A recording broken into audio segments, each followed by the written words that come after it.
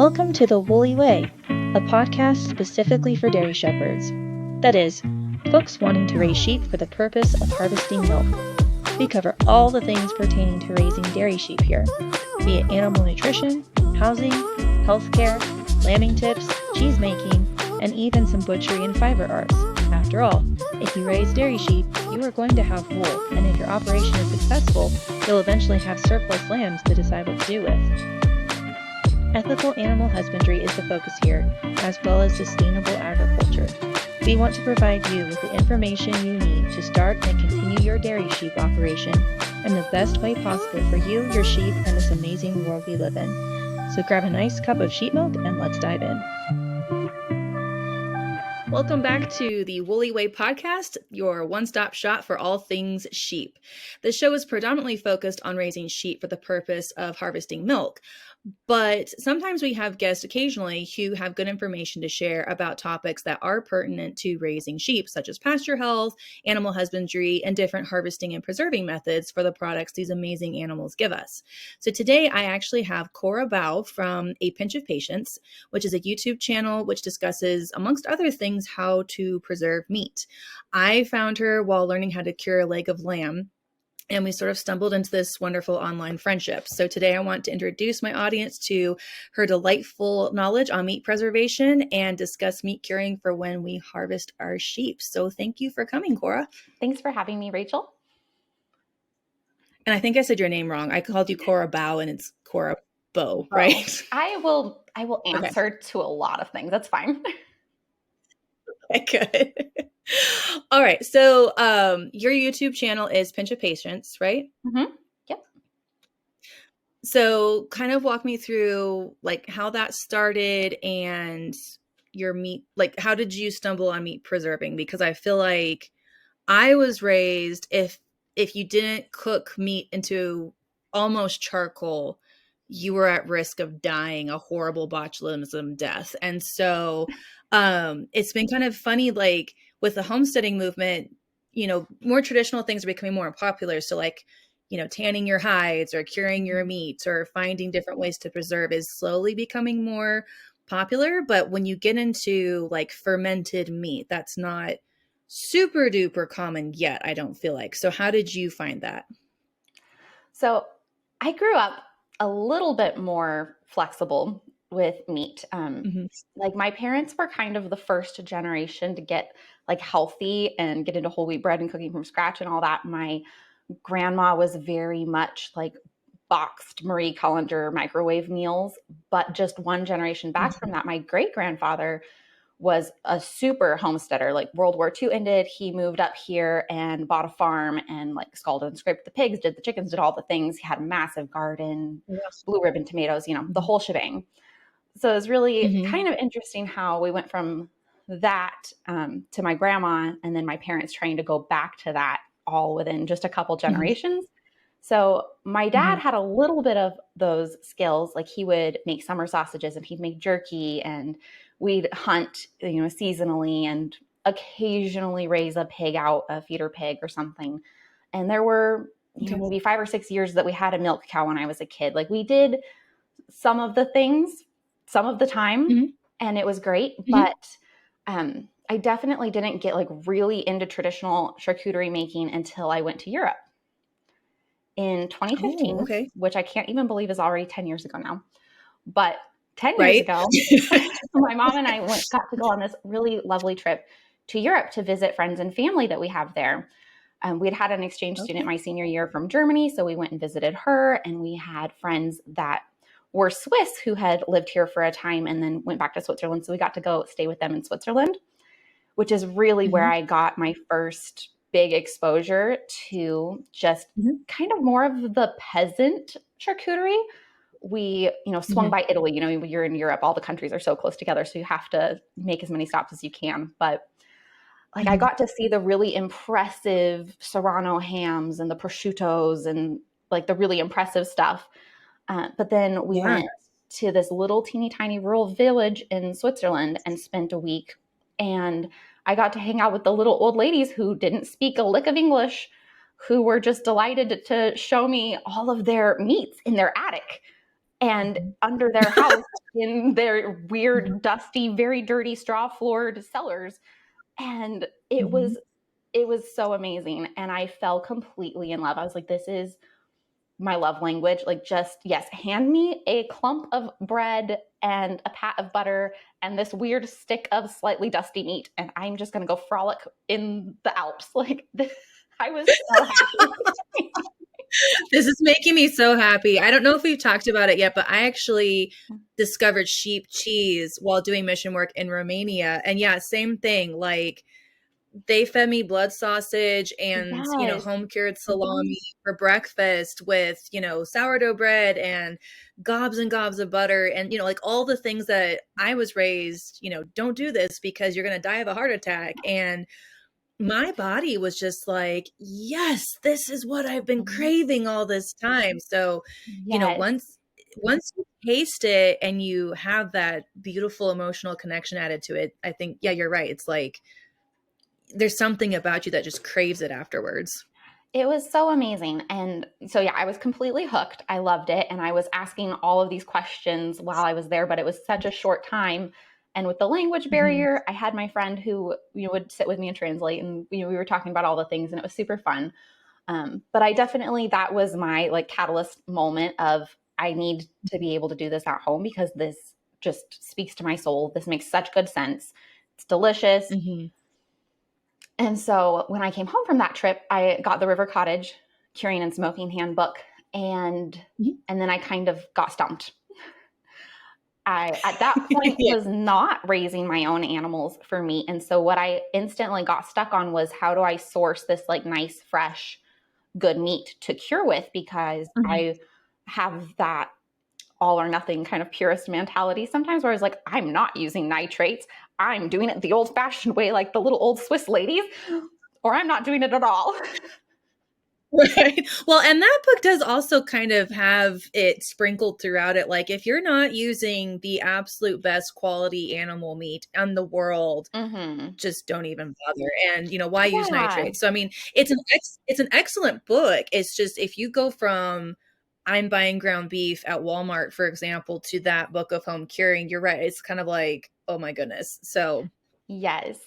So it did stump me for almost a year. Like, I did some salmon curing, like some garvlox. I don't know if I'm even saying that right, but like I did some other things that were more available to me at that time. And then I really prioritized getting back into raising my own animals and, going beyond the backyard chickens, and just making friends in the community that were at that point. Cause I was not set up at that point to have my own critters. And I wasn't having kids quite yet at that point, but I was working full time, and my husband's not a hunter.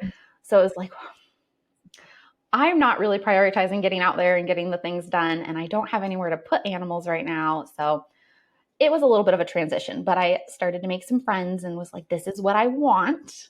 Can I get just like an entire leg of your lamb?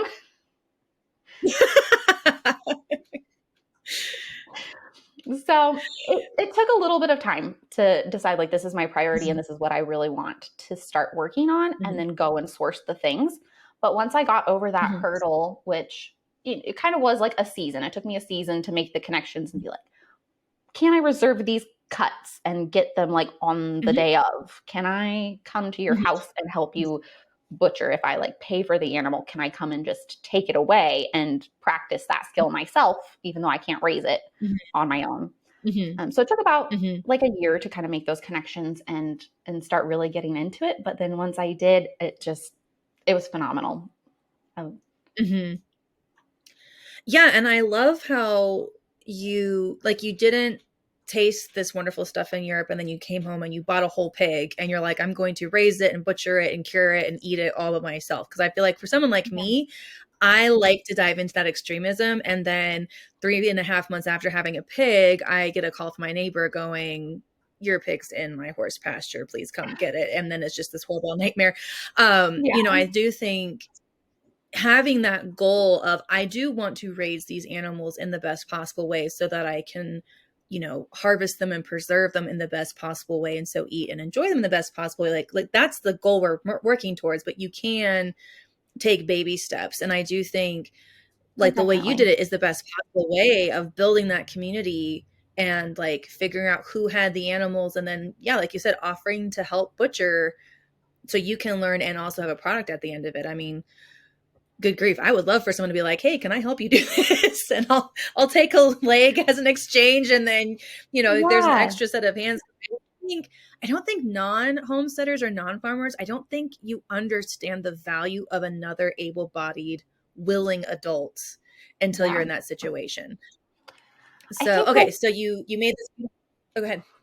oh, I was just going to say, I think we get so nervous to like it's hard enough to make friends anyway as an adult, but then you're like, it feels weird to ask, like, I don't want to be greedy or I'm incompetent and I don't want to slow them down, or like, you get so hung up on trying to reach out and make those connections. But everybody I have ever reached out to has been like, yeah, come over. Mm-hmm. You can have the tongues and Mm-hmm. the kidneys. That's fantastic. You're a little weird, but come on over. like Right. like I've never been shut down by any farmer that I've reached out to so far. And once you get over that hurdle and you just ask people, like people in the farming and homesteading community are so nice. Mm-hmm. Yeah, I think that's at least one thing if with non-homesteading and non-farming that we do have a reputation for. Like, yes, we're all raising a whole bunch of kids and we're home cooking and we're, we have some very conservative standards, but we're nice about it. So, Yeah. at least we're very polite about it. We love it. We love newcomers. So, Yeah. So take a leap, go ask somebody. yeah, I second that advice for sure. Okay. So you kind of have a background in homesteading. It kind of sounds like your parents weren't, hook, line, and sinker. Like there were some years they're like, we can do this. There were other years they're like, we have too much, but you sort of had that background. So, I mean, you weren't coming from microwave dinners and the, deep in the heart of the Definitely. city. I had some foundation Home laid. curing. Yeah. Yeah. Okay. So you found these farmers, you found this source of meat. So then kind of walk us through that learning process. Like really what I'm asking is how many sides of beef and sheep legs did you have to throw away before you felt like you had a product you could actually consume? To date. So I have been doing we'll say 9 years that I've actually been actively curing, not just like researching and dreaming. I have thrown away 1 salami. Wow, that's a great record. Yeah. So granted, I am very persnickety about starting with the good meat. I think that that's where so many people have those sad oopsies is like, well, I tried it with a Walmart pork belly or, whatever the case may be. But since I have been very studious in like, I'm going to go through this extra effort to get fresh, hasn't traveled very far, very clean meat, I one salami, and it was very heartbreaking. Yeah. We lost our entire first chicken butchery. Oh. Like the first time we butchered chickens completely by ourselves, we ended up storing the meat improperly and had to throw the entire thing away. So, oh no. yeah.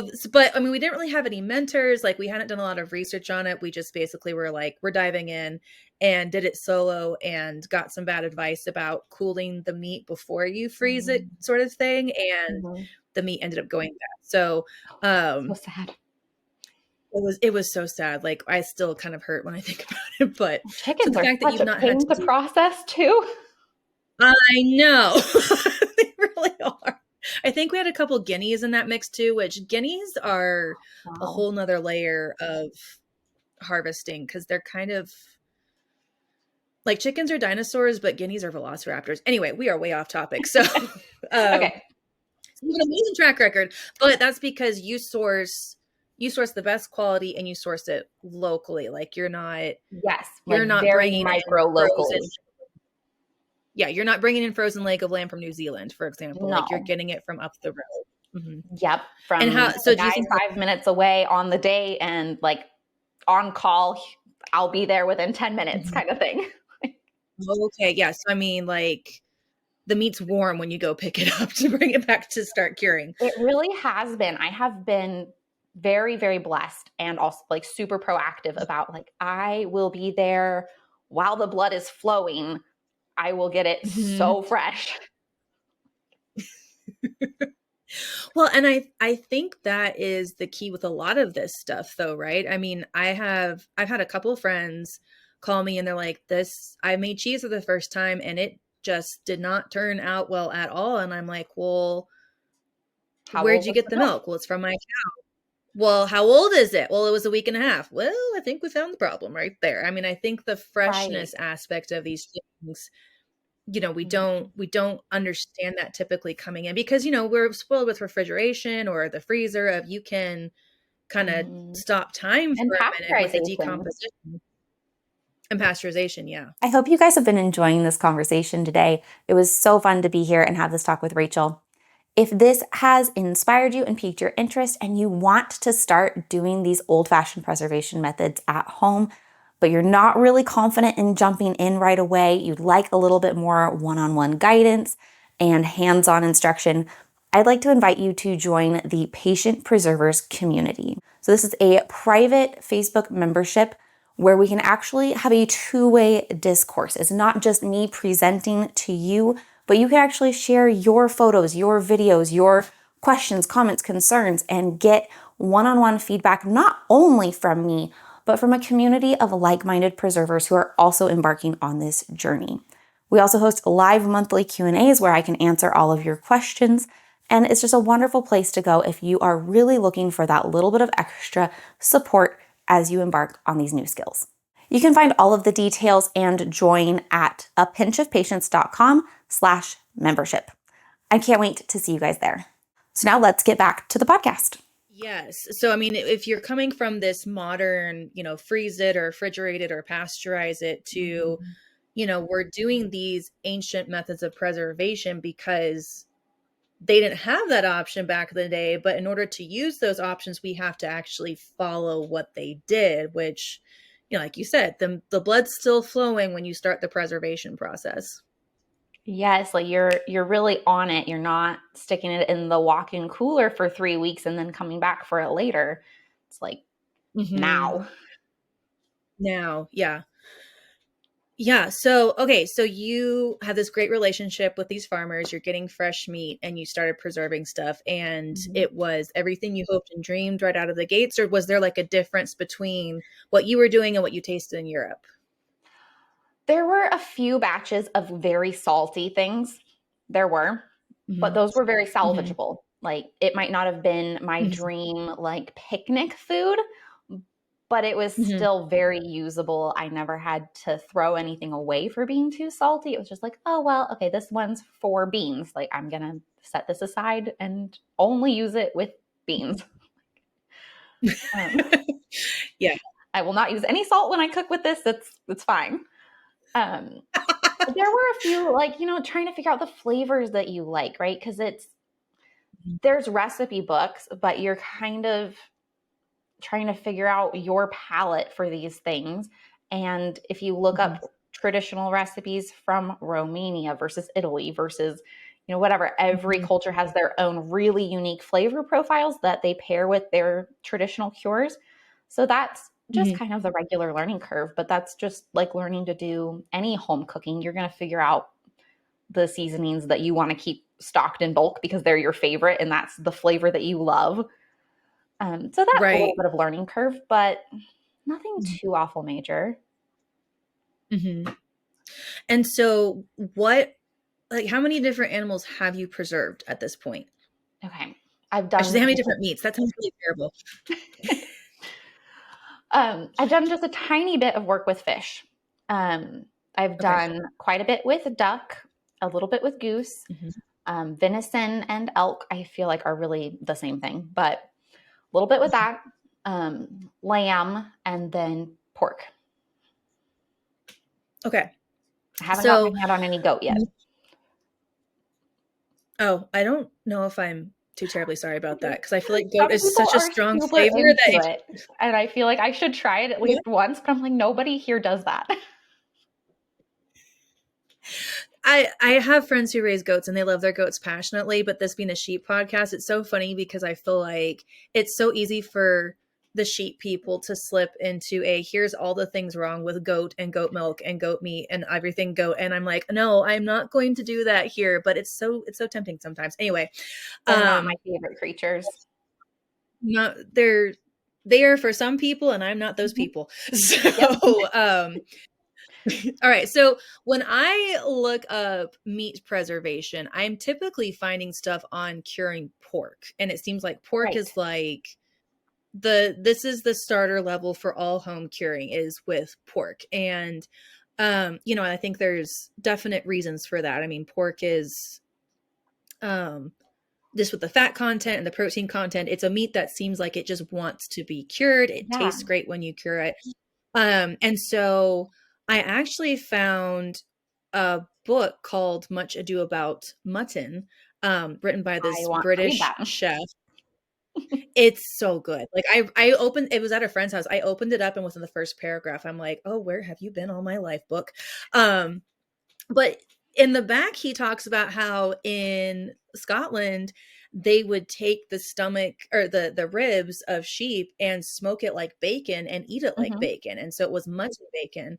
And I was just like, that sounds mildly euphoric and wonderful. And I want to try that. And so I kind of turned my brain onto curing lamb because I love eating lamb. I haven't done a ton with mutton, but when I have eaten it, I don't mind it. But I feel like a lot of people are very intimidated by the older the animal gets, the stronger the flavor is going to be. And so when you cure meat, you're kind of courting that strong flavor profile anyway. And so it pairs very nicely with an older animal. So, and like I said, that's how I found you is I wanted to cure leg of lamb. And you have this beautiful YouTube video on curing lamb and you're just very eloquent in describing it. And then you tasted it at the end of the video and your face is like, it was so good. This is just amazing. Yeah, exactly. So was finding sheep to preserve, was that just like, you're like, I'm going to try all the meats and I'll just try sheep or like what? Kind of. It's popular in my area too. There's a ton of Katahdin people here. So it's just like very available.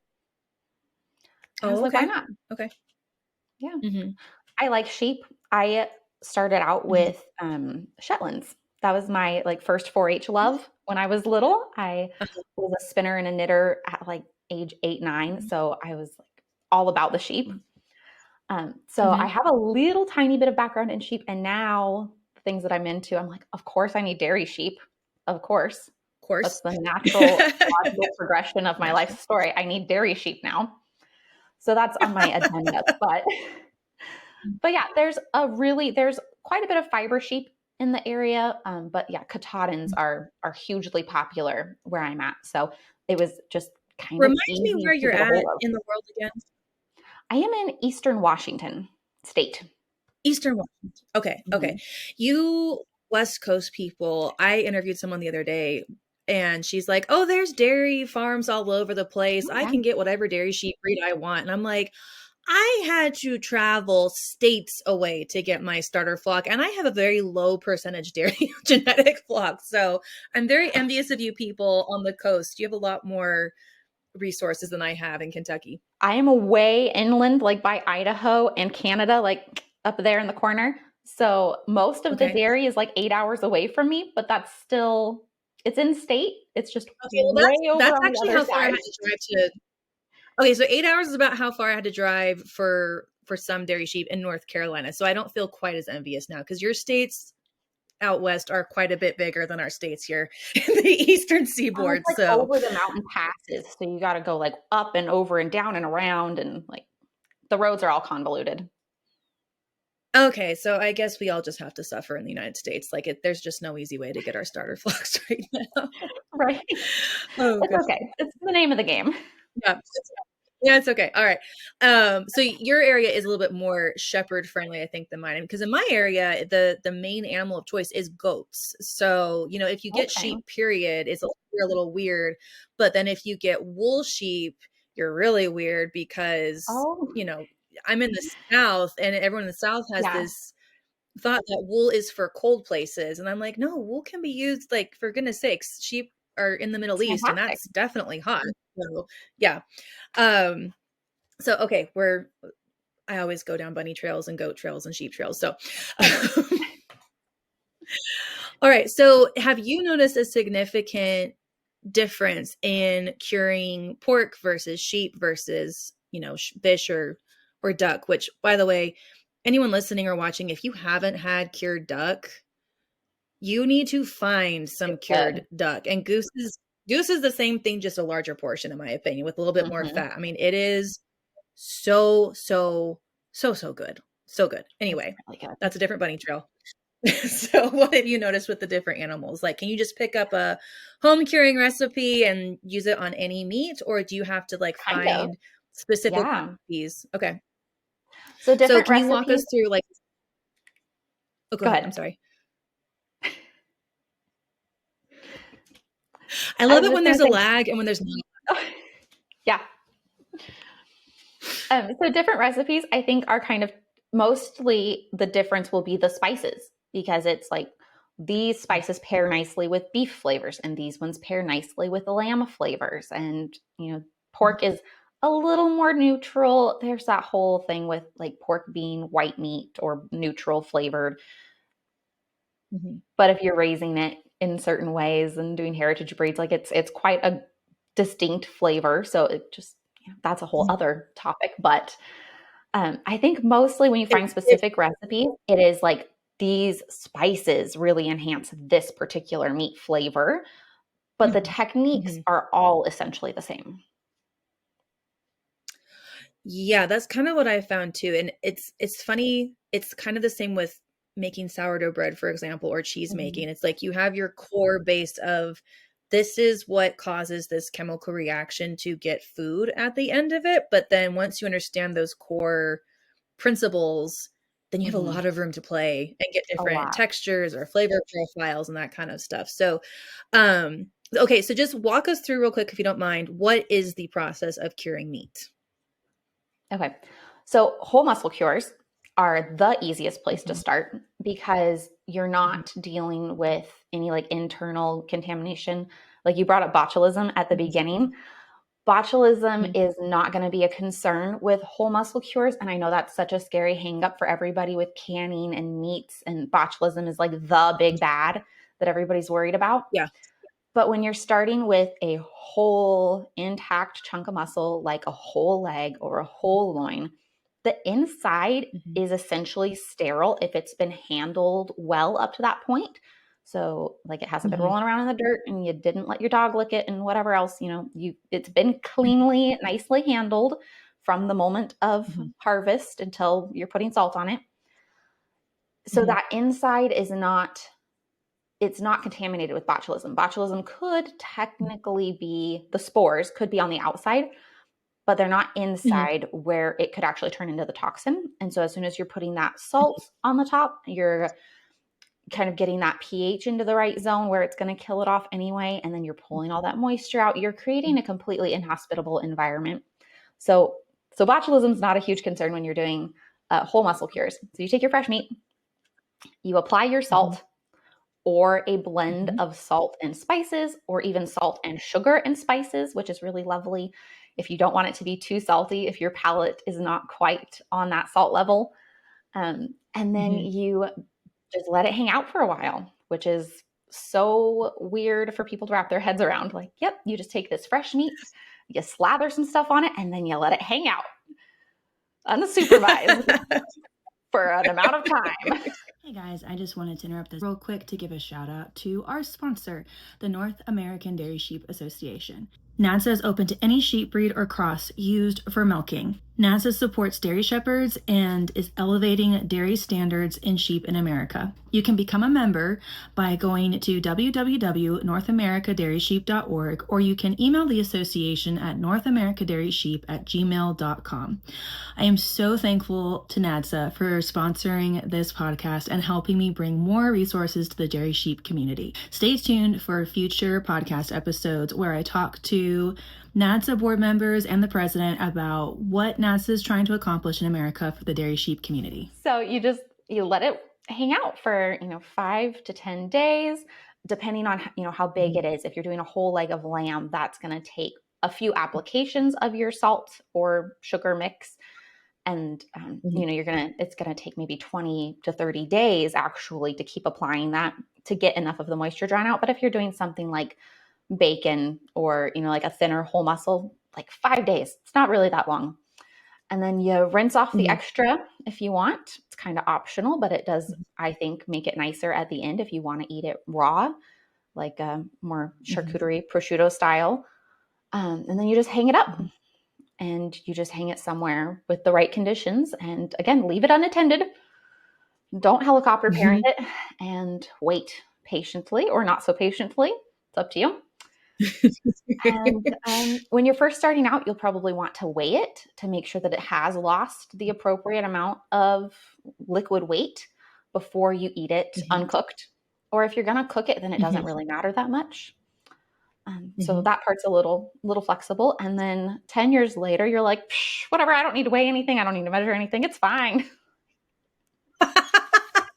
Yeah, it's like the first few times you make a sourdough loaf, right? I mean, you've got your little scale out. You've got your, really specific teaspoons that are different sizes for the different things. And you're like taking pictures of everything to make sure you're referencing. And then by the time you've done this for a few months, you're just like, wing it. Flour, water, salt, leave, on we go. Definitely. So, and if you're not at that point with sourdough bread making, find something else that you have gone through the learning curve with. I mean, it's really, this stuff isn't hard. It's just so out of the box for how we've thought as a society for a while, I think. So, you do one or two and you totally get the feel for it. And then you're like, oh, why was I stressed about this? This is fine. Yeah. Like the first few times I cured duck meat. I mean, the first few times, I took it out of the curing chamber and I was weighing it every single day because I was like, oh no, what if I miss that window? And then, things got busy because it was summer and I was using a wine cooler for my aging chamber and it was against an outer wall of the house. And so the humidity and the temperature was fluctuating and all of this white mold just bloomed all over everything. Fantastic. And at that point, I kind of knew what to think about. I knew what to look for. And so I called my friend who's done this longer than me just to verify, but I'm like, white mold's fine on a cure, right? She's like, if it, does it look like this? Does it look like that? And I was like, yeah. She's like, yeah. So, I just took it, rinsed it off and we ate it and felt fine the next day. And it was like, we just were laughing because we're like, if this had happened, 2 months ago, we would have both been having like nervous breakdowns. I mean, these weren't just duck breasts. These were ducks that we had raised and we had harvested. Like we had some skin in this game. So, yeah, it's one of those things where I think my bent was to be kind of scared of it at first, but then I had some at a friend's house and she's like, you have everything you need to do this. And once we started eating this way, like our need for encapsulated probiotics, for example, really dropped because we're eating a fermented food. Like we're having dietary probiotics instead of needing encapsulated products. So, anyway, okay. So can you tell us a little bit about so you take your whole muscle meat and we're just proactively not worried about botulism because just trust us when we say chemically, it's not a thing. And you just don't even have to worry about it with the whole muscle cure. So you take the salt and spices salt spices sugar and you rub it all over everything and you let it hang out. So do you know like why you do that portion of it? Like why that step is there? So if you just rubbed it down with some salt and immediately hung it up, it might be okay, but all of that liquid is going to kind of come down and wash it away. And you're going to end up with things being kind of unequal. Like, the top versus the bottom is not going to be the same. So by putting it in like, the old school thing might've been in a wooden crate or a barrel or something with charcoal or straw layers for drainage.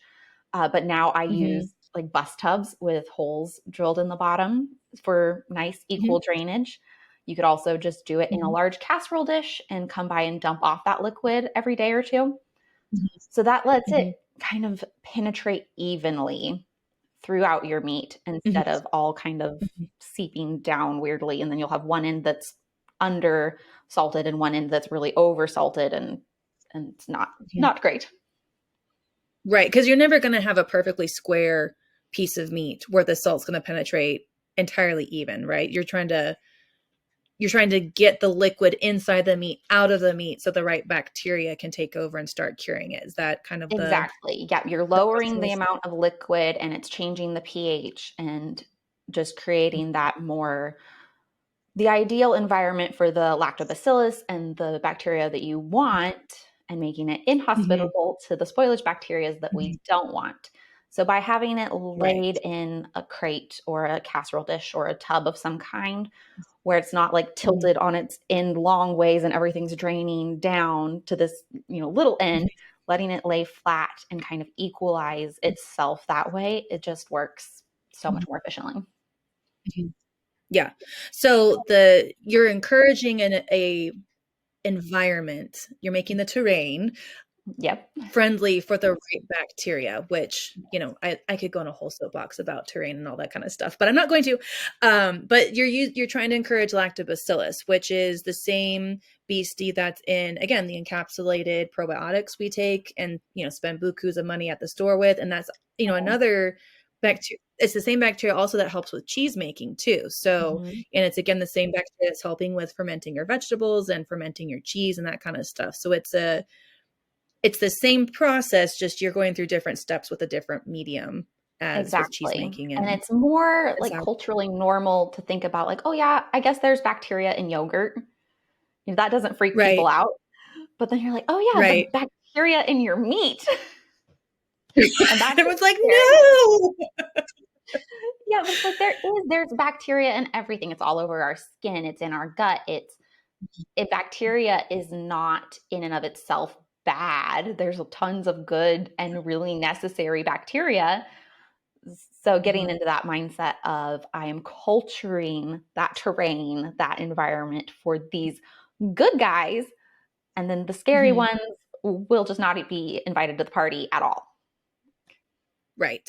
Yeah, I love how you explained that, is culturing for the ones we want and just not even inviting the ones that are scary to the party. I think that's a great way to think of so many different, that's meat curing, cheese making, raising kids, raising your animals, like just make an environment that's friendly for the outcome you want. And then that way, the ones you don't want just won't even want to hang around. I think we need to make a t-shirt with that. Just don't invite them. To the right bacteria. Just don't invite them. Don't acknowledge them. Don't repost their Instagram posts. Just leave them alone. So kind of, it's like you just from the very onset, right? Even with sourcing your meat, you just make all of your choices with this in mind. Like, this is my end goal. This is what I want to invite in. And I'm making all of these choices to support that decision. And then these other ones are just going to kind of fall to the wayside naturally. You don't have to have a bouncer and be like, I'm going to defend myself against the bad bacteria. It's like, they're just not even going to want to come. Like, it becomes a non-issue. Yeah, exactly. Okay, so that's the salt thing is you are making an environment for the ones you want, and the ones you don't want don't even come to the party. So that's the salt brine or salt and sugar brine. Can you talk about, is there any trick to when you would just use salt, when you would use salt and herbs, when you'd use, salt and sugar? Like when do you want to use which curing medium? I think it's honestly a lot of personal preference. So if you don't want to use any sugar, then don't use any sugar. Just don't do it. But if you don't have the palate for 100% salt cures, then consider cutting it with sugar, because it's going to tone down the salty flavor. But sugar has its own preservative properties, and it helps to draw out the moisture in a really similar way. And it's going to just cut that really salty aspect down, and it gives you a whole other flavor profile. So if you're doing beef, and you do some really nice, peppery spices with a little bit of sugar, you end up with this kind of sweet and savory beef snack that's really different than if you do 100% salt with like sage and thyme or something. You're going to get very cool flavor profiles that aren't sweet at all. So it really is just kind of preference. What do you want your end product to be like, or availability wise? Like, do you have no sugar and you want to do your whole pig like very authentic 18th century with only salt, then do that. Right. Yeah. Like, do Well, what brings bacon your comes heart to mind, joy right? and what is going to taste good to you. Yeah, exactly. Well, and I think like in my mind, bacon is a really good example. Like I haven't cured my own bacon yet, but I have polled the audience extensively because we raise guinea hog Kunekun crosses. So like Yeah. it's a really small package with a ton of flavor and a lot of lard. So I mean, I don't want to throw any of this away. No. And so the people I've talked to, they're like, okay, we raised this big, huge behemoth hog. So we had a lot of more meat to play with. And we tried a whole salt cure on the bacon. And they were like, it's different. It's really salty. It's Yeah. very different. They're like, this is very different food than what you're going to buy at the grocery store. And, It is people not with kids modern were like, American bacon. no. And I think, I didn't realize that when I was buying bacon at the store, like there's a lot of flavor added. There's sweeteners added. There's different preservatives. Like the bacon you get at the store is not an authentically cured bacon, but your taste buds don't know or care about that. So with people who were trying to wean off the store stuff to their homemade stuff, they were like, invest in some good maple sugar. Yeah. Because that will train your taste buds to adjust. And that's okay. Like we don't have to be perfect the first time around. Yeah. I mean, it's a little bit of sugar in the scheme of things. If that is the flavor that brings you joy, like why? Mm-hmm. Why fight yourself on it? If that is the thing that just makes your bacon the best, then do that. Like it's still going to be so much healthier. You're still doing all the things. Like I really easily get into that all or nothing. Like I must be a purist on a lot of things. So I get that. But really, in the scheme of things, like if that maple sugar is what makes it enjoyable for you to eat, do it. Then do it. Do it. Like it doesn't matter if it's a perfect food product if you're not going to actually eat it. Exactly. Like if you don't love it, then why are you going through seriously years of effort if you're raising this animal, you're putting years of time into this product and then you're like, it's okay. It's not my favorite. Why? Make it your favorite. Make it the best thing you've ever had. Make it something that you're super proud of, that you genuinely enjoy consuming. And it will be sustainable practice if you do it and you're like, it's weird. It's okay. It's a little weird. Then you're not going to keep doing it and you're not going to enjoy it. Right. We don't get points in this lifestyle for suffering the most. No. Like, we're weird enough as it is. We can make things easier for ourselves and like doing what we're doing. Yeah. I like so then a little bit of sugar with the bacon. I do. Unless it's specifically for like making beans or something. Like I know that I want that just salt pork or salt whatever. A little bit of sugar with the bacon just gives you that normal breakfast flavor that we like. Yeah. Yeah. I agree with that. It took me a couple years to get to that more moderate place mentally, because I feel like we go from one extreme of the standard American diet, we're all garnering cancer in our bones and don't even know it, to then like we're trying to be these gastronomic monks and nuns and have like no pleasure whatsoever. And then we kind of like come back to the medium where it's like, okay, there's a middle ground. Sugar. It exists. There is a middle ground. It's okay. Want to know more about dairy sheep? Did you know that I write books on the topic? There is my big book, which is published by Sawdust Publishing and is available on my website or Amazon and sawdustpublishing.com. In this volume, The Guide to Homestead Dairy Sheep, you will find everything I wished I knew when I first started raising dairy sheep. I feature other dairy shepherds and go into detail on topics like different breeds for milking, parasite management, milk sharing with lambs, how to set your flock up for the best lambing and therefore milking season possible, and I briefly discuss digestion and nutrition of sheep. Since writing this book, folks have asked me questions about more nuanced topics, so I have begun writing ebooks that are topic-specific that you can purchase on my website and receive as an instant download and print at your convenience. Currently, we have Bringing Your New Sheep Home, which explains in detail our step-by-step method of introducing new dairy sheep onto your homestead and getting them used to you as their shepherd. Since there are currently no dairy-specific hair breed sheep available, dairy shepherds will have to shear their sheep annually and then decide what to do with their wool, Wool has a lot of misconceptions surrounding it, and I want to help shepherds understand that it is a commodity and not a burden. So I wrote my other ebook, 5 Uses of Wool on the Homestead, which is designed to give you practical ideas on how to utilize this amazing product around your homestead the second you shear it off your sheep. The ebooks are only available on my website at whoopsiedaisyfarm.com. That's the cure part. And then once your meat has sat in this brine, you're exchanging liquid for the salt or the cure so that you're encouraging this good environment. Then you hang it. And so can you talk about like what are we doing there? Okay. So we are hanging it to let it kind of finish maturing and stabilizing. And the hardest part about hanging is finding a good environment, again, to let it finish doing its thing. You can successfully do whole muscle cures in way less than ideal conditions and still have a safe product to eat, but you won't necessarily have the best quality or the most enjoyable product to eat. And I have done plenty of curing in way less than ideal conditions and still eaten them, and they have been fine. They have been good enough, but not like marvelous. So right, that is a thing to consider. Like, it is a little bit tricky sometimes to find the right spot, especially depending on what it is you're curing. Some things are way more picky than others. So that step really does develop flavor and texture, and it can be a really, really beautiful and complex, like aging a fine wine. It can be this really elaborate, like, oh, beautiful thing. And it can be like, yeah, well, it worked. Exactly.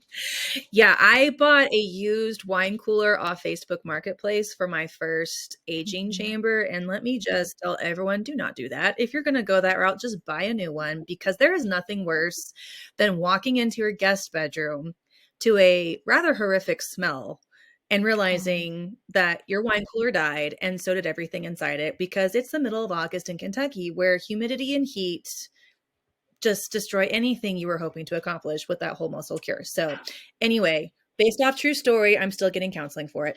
I have the opposite problem. It is so dry here. I struggle. Oh, okay. I struggle so hard to get the humidity to a decent level where I don't have like instant case gardening or like way, way dried out. We have very, very dry air. Oh, okay. Yeah. So in my case, I'm trying to encourage the moisture to leave so it turns into a nice dry, I'm putting out pails of cured water. meat. And you have the opposite. You're trying to not make that kind of hardship. Yeah. So just know, curing is regional. You have to be aware of your regional things. And yeah. And just for those listening, I mean, if you do want a good like community that helps you learn this, Farmstead Meatsmith, I'll just give them a shout out. Like, we're not affiliated, but I have met them. They're great. They do have an online platform that you can join. And I think they've got multiple countries in their membership at this point. And so you can ask those questions of like, hey, I'm in this kind of an environment where it's more humid. What do you do in your humid places? Or I'm more dry. What do people in dry climates do? So, if you're interested and want to dive in, I would highly recommend Farmstead Meatsmith, because that's just a good one-stop shop for information on this. Resource. So, yeah. So, anyway, okay. So, going back, I mean, this sounds like you're confronting mental barriers with, okay, there's no botulism. You're going through this work. It's not a ton of hard work, but you've got to plan this. You've got to invest in your aging chamber. So I guess, we probably should have started here, but we'll circle back. So, describe for someone, like, if we're going through all this work of raising our animals, some of us are home butchering, a lot of us are going, we have freezers, we have refrigerators. Why would we even look at curing meat as an option? Right. So we do. And again, you don't have to be a purist. You don't have to be all or nothing. It's not like you pick up meat curing and suddenly you can't use your freezer because it's a subpar option or you're not authentic enough. Like, you certainly still can and should use other options, but it is one really fun and kind of a neat cultural historical thing to be a part of. It is really delicious.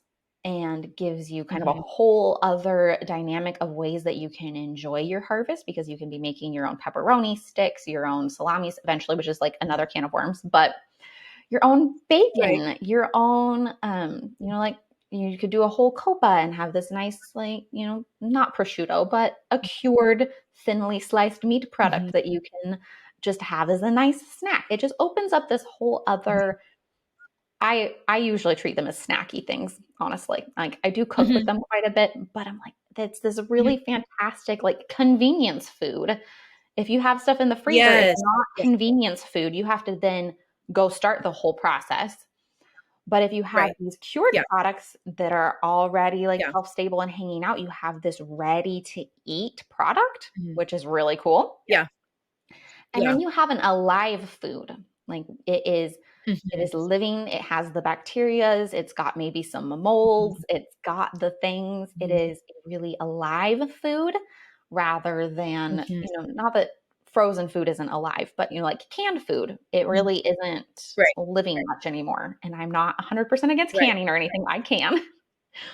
But it's not the most anytime you preserve nutritious. something that's not fermented, anytime you preserve a food that's not fermented, the act of preserving is to kill the bacteria that make that food alive, which if you don't do that, it's going to change. When you ferment, you are basically telling it how to change. That makes it more nutrient dense for us. If you don't tell it how to change, it's going to be something you don't really want to eat. So it's tastier, you're developing all those nice, delicious flavors, but it's also, breaking down and being more digestible. And it is really like a living, digestible food, rather than, not. Right.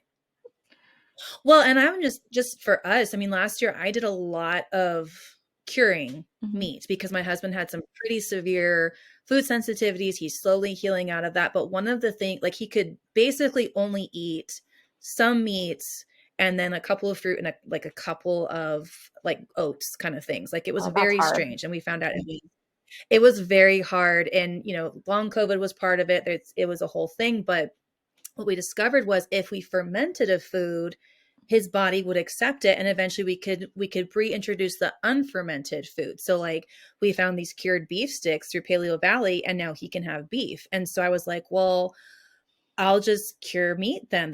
We have the meat, I can cure it. We can go from there.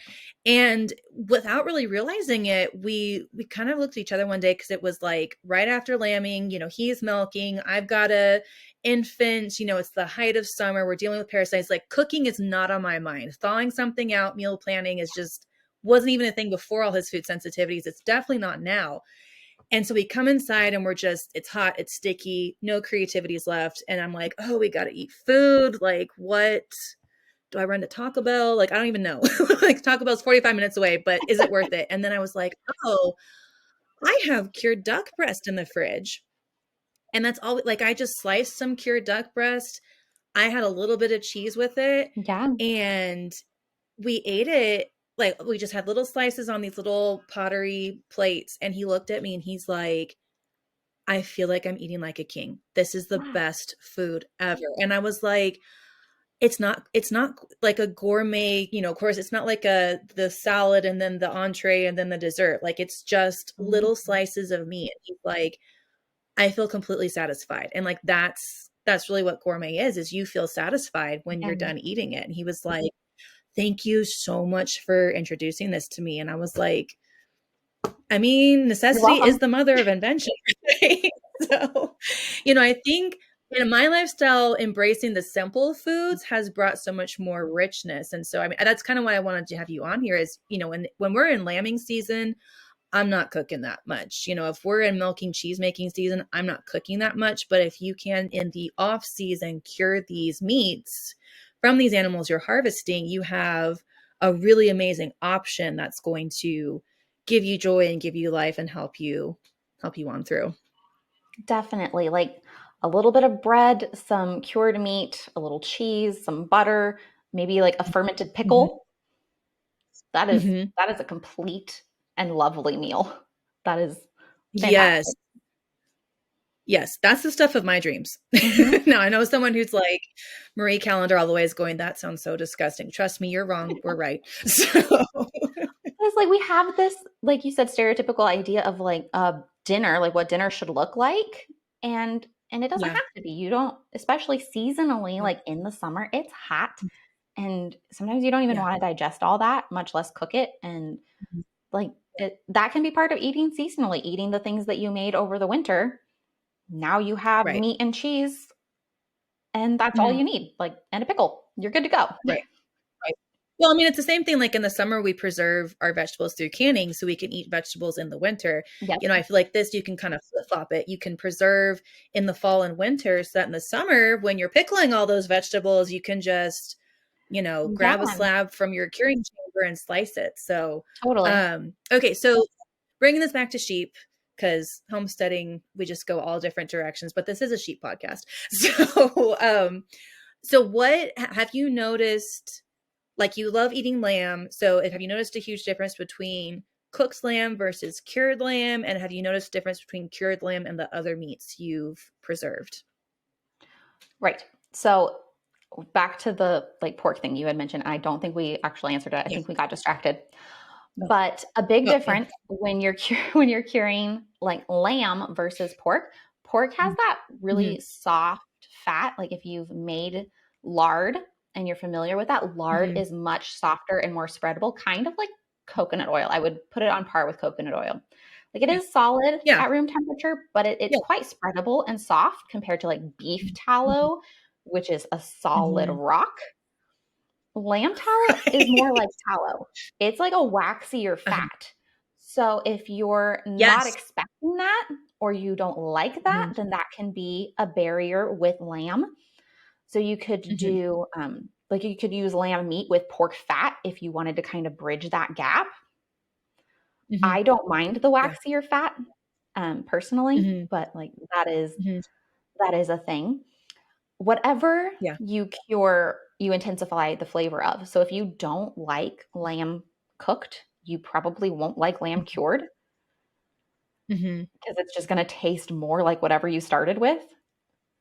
Right. So that's a factor. If you really, really don't like the taste of it, try different spices with it. But also, like, if you just don't like it, then curing it is not going to be a magic bullet. It's still going to taste like lamb, venison, beef, whatever you do, you're consolidating that flavor and just making a nice little, like Brandon at Farmstead said, a liqueur. You're distilling the meat flavor. Yes. So there are things you can do if you're like, I really can't handle this waxy texture. Cool. Use pork fat, like use the lean of the lamb and use pork fat. But if you really, the flavor is going to be lamb, and experiment with flavor profiles that complement lamb, which is easy to Google. Like ask Google what spices complement lamb, and it'll give you so many really wonderful ideas and options. And you're going to make something, probably, if you like lamb at all, you're probably going to make something that is really scrumptious. Yeah, I think lamb and mutton, you know, there's a lot of misnomers out there right now about the different flavors with those things. I mean, if I hear one more time, I raise hair sheep because hair sheep tastes better than wool sheep, I'm gonna go scream into a pillow. So much, like you can taste the lanolin. I'm like, can you though? Maybe a little bit. Yeah, I'm like, really? I'm like, when did you go lick a lanolin stick? Like, how do you even know what lanolin tastes like? Are you serious right now? I mean, so I'm like, I can kind of imagine with the smell, but not really. I don't like hair sheep meat, to be honest. It tastes like game to me. Like it tastes like venison or goat or something like that. Yeah. I would eat mutton off a wool sheep any day of the week before lamb from a hair sheep. So, you know, and that's just my it's a lot preference. Of preference. Breed affects flavor and the fat content. And even the fat like composition is affected by breed and diet. So there's a lot of factors. It's hard to say like all lamb is going to behave like this and cure like this and taste like this. Just like with the world of pork, like if you got a confinement fed Berkshire it's going to be way, way different Right. than if you have a grass-fed cooney. Not grass-fed, but you know Right. what I mean? Like a pastured Well, yes. soy-free Yeah. cooney is going to be way, way Right. different than this soy-fed Yes. Berkshire. There's such Right. a huge realm of opportunity and differences and nuances within the sheep world. Yeah, I mean, because like my Gulf Coast natives, they never turn into mutton per se. So like an old Gulf Coast supposedly tastes the same as a young Gulf Coast, which I mean, we've harvested a couple of our Gulf Coasts and I can say they're all very, very tasty. Yeah. But mine are as much as we can on our very crappy pastures as grass fed as we can make them at this point while still maintaining dairy sheep with some parasite resistance. Yeah. So, but I've tasted Katahdins that I'm like, this was corn fed. Like, you cheated. Why did you do this to this poor little animal? So, Yeah. it's so like it's hard to say across the board, this is how sheep meat is always going to taste. This is, but it's the same with beef or pork or chicken. I mean, it's the same with anything, but we don't always think about all the nuances that go into it because we have such a standardized food system that when you go into the local scale, you're like, what is all the variability here? But there is so much because it depends on what you're feeding them. And even, the natives that are in that person's particular pasture, everything, breed, how old they are, it all comes into when were play. they harvested? Yeah. And my hope with this podcast is by just having discussions like this, we can kind of familiarize the audience so that when this stuff comes up, it's not quite as overwhelming. Because like you said, it can be so overwhelming when you're starting off and you're like, oh my goodness, there's so many details that affect everything. Like, I just want it to be simple. Like, I got into this because I wanted simplicity. And it's like, well, we do live on planet Earth. So sadly, there's always going to be something to consider. But if you can understand the principles of these things, then understanding the why behind it, I feel like brings some direction as you think through the stuff. So, and as much as you try and as much as you research, you might end up changing your mind, and no shame in that. No shame. Yeah. Like, I tried this, I committed to it, and I thought that it was going to be great. And you know what? It wasn't my favorite. And I'm going to try again with something completely different. Like, that's totally fine. I 100% agree with that. I mean, just because we started off thinking we were going to be beekeepers that had a pastured poultry operation. And here you are. And I am now the sheep milk girl. So, there's nothing wrong with, something gets you into this arena and then that thing is like, okay, I did my duty and it goes away. So, I thought I was going to be a baking YouTube channel and I am the meat girl. Yeah. You never know where you're going to end up is what we're trying to say.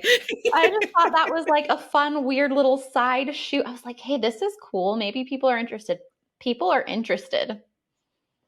Yeah. Oh, my most popular reel in 2023 was me scraping out a sheep stomach to make haggis. Cool. I was like, that is not what I wanted my Instagram to be about. Yet here we are.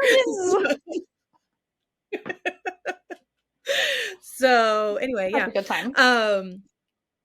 All right. So I hope through this wonderful conversation that's gone through on a couple different tangents, our audience has picked up on the fact that we really love meat and curing, and sheep meat is a really good option to do that with.